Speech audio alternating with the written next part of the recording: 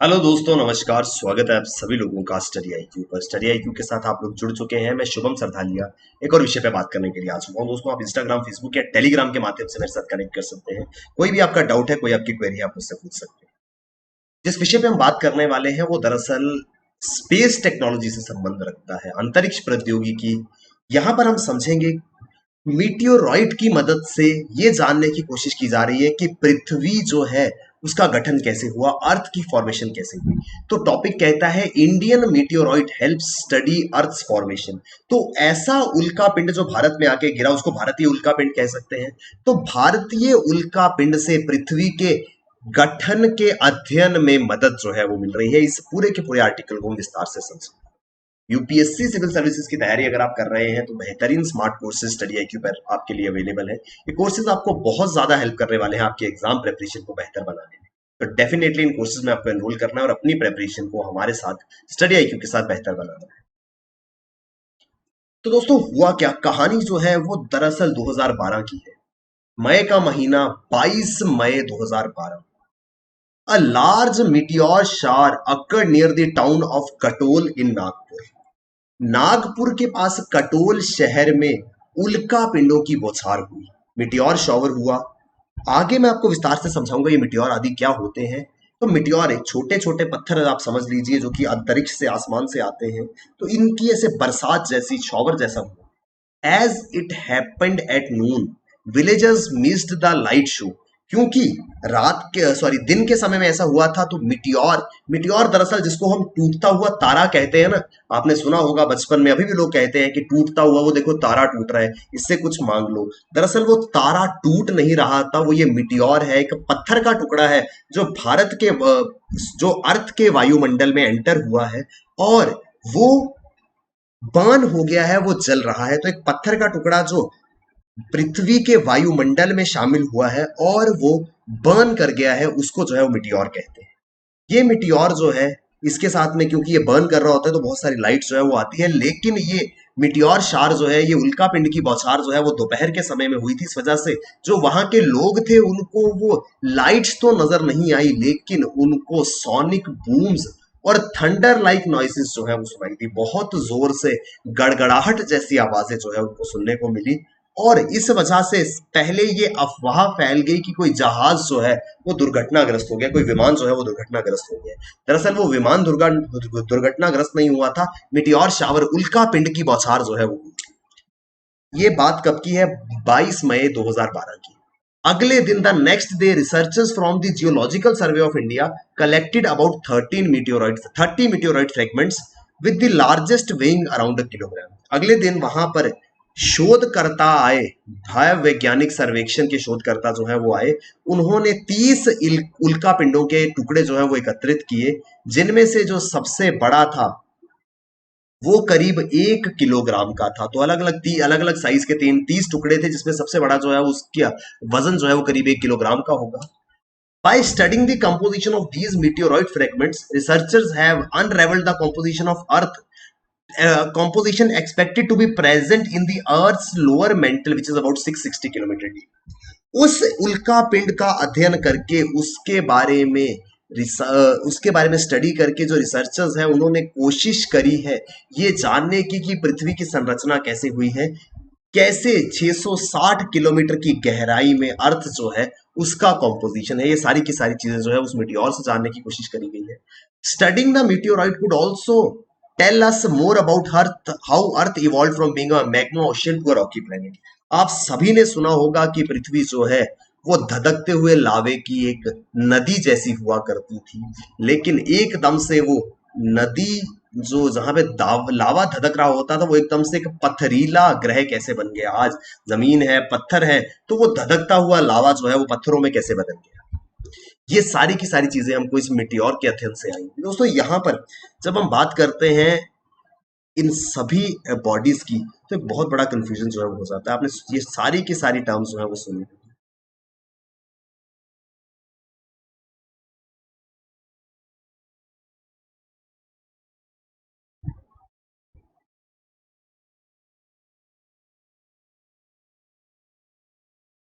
यहाँ पर कुछ टर्म्स हैं, जैसे मिटियोर्स है, मीटियोरॉइड्स है, ये टर्म्स आपने सुने होंगे। कॉमेट्स, एस्टेरॉइड्स, मीटियोरॉइड और मीटियोरॉइड और साथ ही साथ मीटियोर, इन सभी को यहां हमको थोड़ा सा विस्तार से समझने की जरूरत है क्योंकि ये बहुत ज्यादा कंफ्यूजिंग होते हैं और कई बार एग्जाम के अंदर इनके बारे में पूछा जा चुका है। तो एक एक करके इन सभी को हम लोग जो है समझेंगे। सबसे पहले बात करेंगे एस्टेरॉइड्स की। तो एस्टेरॉइड असल में क्या है? एस्टेरॉइड वो बड़े बड़े पत्थरों के टुकड़े हैं जो कि हमारे सौरमंडल में पाए जाते हैं। बड़ी बड़ी चट्टाने ग्रहों की तरह सूर्य के इर्द गिर्द घूम रही हैं। ये सारी की सारी चट्टाने जो है वो एस्टेरॉइड का है कहलाती हैं। आपने देखा होगा हमारे सोलर सिस्टम के अंदर एक एस्टेरॉइड बेल्ट मौजूद है जहां पर ये बड़े बड़े पत्थर गोल आकार में सूर्य के इर्द गिर्द घूम रहे हैं। तो ये बड़े साइज के पत्थर जो है वो एस्टेरॉइड कहलाते हैं। फिर आते हैं मीटियोरॉइड। यही बड़े पत्थर जब साइज में थोड़े छोटे हो जाते हैं तो ये जो है वो मीटियोरॉइड कहलाते हैं। ये सूर्य के इर्द गिर्द चक्कर मार रहे होते हैं तो बहुत बड़ा टुकड़ा जो है एस्टेरॉइड कहलाएगा, उसका ही छोटा सा पार्ट जो है वो मीटियोरॉइड कहलाएगा। इस मीटियोरॉइड की क्या कोशिश होती है? ये जाना चाहता है पृथ्वी के पास। ये मान लीजिए हमारी अर्थ है, ये मीटियोरॉइड चाहता है कि मैं इस अर्थ के अंदर, इस अर्थ के एटमॉस्फेयर के अंदर चला जाऊं। अब ये पत्थर के टुकड़े जो हैं वो एकदम से इस अर्थ के एटमॉस्फेयर में घुसने का प्रयास जो है वो करते हैं।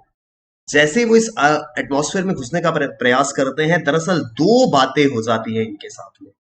पहले में क्या होता है, क्योंकि जैसे ही ये अर्थ के एटमॉस्फेयर में आते हैं इन पर एक्ट करती है गैसेस की फ्रिक्शनल फोर्स।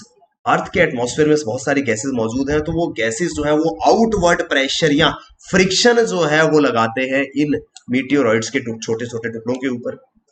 बहुत मैक्सिमम केसेस में, मेजॉरिटी केसेस में जैसे ही ये फ्रिक्शनल फोर्स एक्ट करती है, ये जो टुकड़ा है ये दरअसल जलना शुरू हो जाता है, ये बर्न करना शुरू हो जाता है। इस जलते हुए टुकड़े को देख करके हमसे कहा जाता है वो देखो तारा टूट रहा है। तो याद रखिएगा तारा कभी नहीं टूटता है। तारा टूटना दरअसल किसको कहा जाता है? मीटियोरॉइड का वो टुकड़ा जो अर्थ के एटमॉस्फेयर में एंटर हुआ, लेकिन एंटर होते ही उसको आग जो है वो लग गई। लेकिन क्या जरूरी है कि हर एक टुकड़े को आग ही लगेगी? हो सकता है कोई एक टुकड़ा जो है, कोई दो टुकड़े जो है वो बिना आग लगे अर्थ के एटमॉस्फेयर तक पहुंच जाए, उसको क्रॉस कर ले और अर्थ के सरफेस पे आकर के गिर जाए। यहां पर ध्यान रखिएगा, जो तो फ्रिक्शनल फोर्स से बर्न हो जाते हैं वो कहलाते हैं मीटियोर्स, और कुछ हैं जो इस एटमॉस्फेयर के अंदर एंटर भी होते हैं, बर्न भी नहीं करते हैं और वापस आकर के अर्थ के सरफेस पे आ जाते हैं। इनको कहा जाता है मीटियोरॉइड्स। आई होप हमको ये तीनों जो है वो याद रहेंगे। एस्टेरॉइड एक बड़ा सा पत्थर है, उस पत्थर से थोड़ा सा छोटा पत्थर जो है वो मीटियोरॉइड कहलाएगा। वो वाला मीटियोरॉइड जो बर्न कर गया, जिसको हम टूटता तारा समझते हैं, वो मीटियोर बन जाएगा। जो बर्न नहीं किया वो मीटियोरॉइड बन जाएगा, वो आकर के अर्थ के सरफेस के ऊपर सेटल डाउन हो जाएगा, पृथ्वी की सतह पे जो आकर के बैठ जाएगा। ठीक है जी। इसके अलावा एक और बॉडी है जिसको कहा जाता है कॉमेट। तो कॉमेट, जिसको हिंदी में धूमकेतु के नाम से जानते हैं, कॉमेट क्या होता है? कॉमेट दरअसल आसमान के अंदर स्पेस के अंदर मौजूद डस्ट बॉल्स है। डस्ट बॉल्स और गैसेस के गोलाकार टुकड़े हैं जो कि अगेन सूर्य के इर्द गिर्द घूम रहे हैं, लेकिन सूर्य से ये बहुत ज्यादा दूरी पर स्थित है, जिस वजह से हर समय सूरज की गर्मी जो है वो इन धूमकेतुओं कॉमेट्स के ऊपर नहीं पड़ती। ये कॉमेट्स क्या करते हैं, ये गोल आकार में घूम रहे हैं, घूमते घूमते ये पहुंच जाएंगे सूरज के नजदीक। ये सन है, गोल आकार में ये कॉमेट्स जो है वो घूम रहे थे। जैसे ही ये सूरज के पास पहुंचते हैं, इन कॉमेट्स में लग जाती है आग, ये होना शुरू हो जाते हैं बर्न। जैसे ही ये बर्न होते हैं, इन पत्थरों के टुकड़ों से निकलता है धुआं।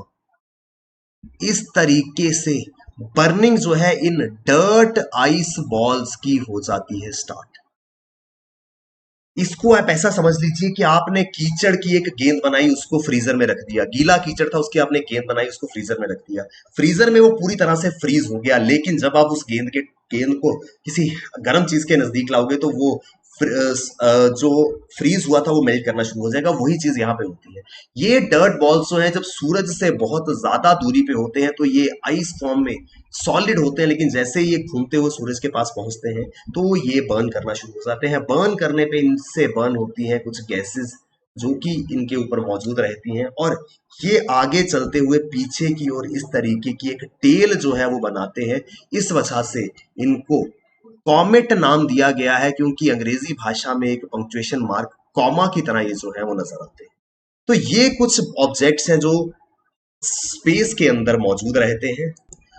तो मीटियोर्स, मीटियोरॉइड्स, एस्टेरॉइड्स और कॉमेट्स क्या होते हैं, अगर हमको ये समझ में आ गया तो वापस चलते हैं हमारे आर्टिकल के ऊपर, एक बार इनको रीड जो है वो कर लेते हैं। तो सबसे बड़ा है एस्टेरॉइड, इससे छोटा है मीटियोरॉइड, ये बड़ा सा टुकड़ा, ये थोड़ा छोटा टुकड़ा।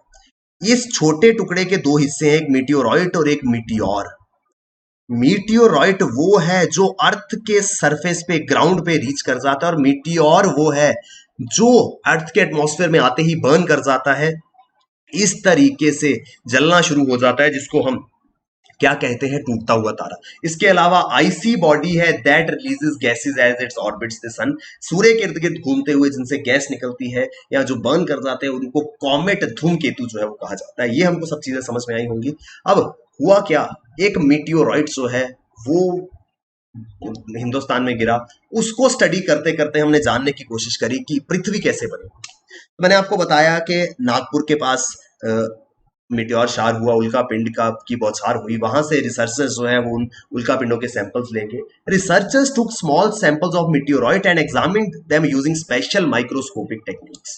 तो कुछ विशेष माइक्रोस्कोपिक तकनीकों का उपयोग करते हुए उन्होंने इसकी जांच करी। The mineralogy was determined using laser micro Raman spectrometer. तो ये टेक्नोलॉजी जो है इस्तेमाल की गई देखने के लिए क्या कॉम्पोजिशन है उस उल्का पिंड की। These techniques helped the team identify, characterized the crystal structure of meteoroid and determine its chemical composition and texture. इन तकनीकों की मदद से उल्का पिंड की क्रिस्टल संरचना कैसे वो बना है, क्या उसकी रासायनिक संरचना है, केमिकल कॉम्पोजिशन क्या है, उसकी बनावट क्या है, इन सबको निर्धारित करने में मदद मिली। The international team of scientists examined a section of the highly shocked meteoroid from Katol. तो नागपुर के पास कटोल से ये मीटियोरॉइड जो है वो मिले थे, उनको अंतरराष्ट्रीय वैज्ञानिकों की टीम ने उसका अध्ययन जो है वो किया, और अध्ययन के बाद ये पता चला कि ये जो मीटियोरॉइड है it resembles the natural occurrence of a mineral called ब्रिजमेनाइट।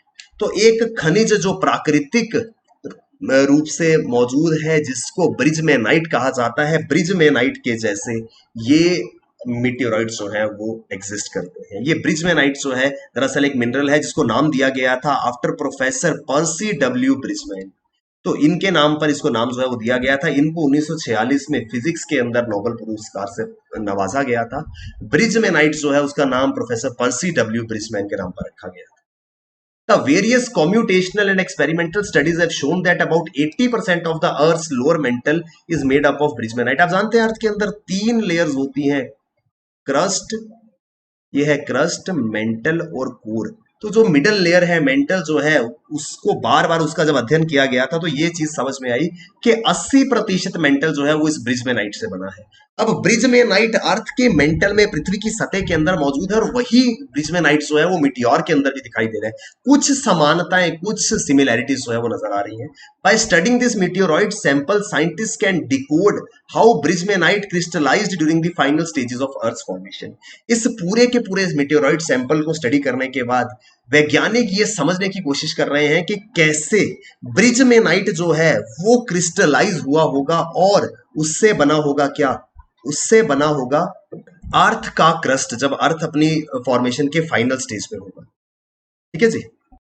ब्रिजमेनाइट in the meteoroid was found out to be formed at pressures of about 23 to 25 gigapascals। उस उल्का पिंड के अंदर जो ब्रिजमेनाइट मौजूद था उसको बहुत ही हाई प्रेशर के अंदर जो है वो रखा गया था, जो कि जनरेट होता है किसी शॉक इवेंट से, किसी बहुत ही ज्यादा शॉक, जैसे किसी प्रेशर से जो शॉक रिलीज होता है, उसी इवेंट के केस में इतना प्रेशर जो है वो जनरेट होता है। The high temperature and pressure in our earth interior have changed over billions of years, causing crystallization, melting, remelting of different minerals before they reach their current state। जो ब्रिजमेनाइट हमको meteoroid में मिला वो 23 से 25 गीगा पास्कल के pressure में generate हुआ था, लेकिन जो अर्थ के अंदर मिनरल्स मौजूद हैं, अर्थ के अंदर आप जानते हैं टेम्परेचर और प्रेशर बहुत ज्यादा है, जिस वजह से, और बहुत लंबे समय तक, बिलियंस ऑफ ईयर्स तक वो पृथ्वी के अंदर दबे हुए थे, जिस वजह से उनका क्रिस्टलाइजेशन हुआ, उनका मेल्टिंग हुआ, रीमेल्टिंग हुआ, और इन मिनरल्स के अंदर बहुत सारे चेंजेस जो है वो आए as compared to their original state. तो थोड़ा सा डिफरेंस जो है उसमें आया था। जो कटोल का मीटियोराइट है is unique and it is a significant discovery.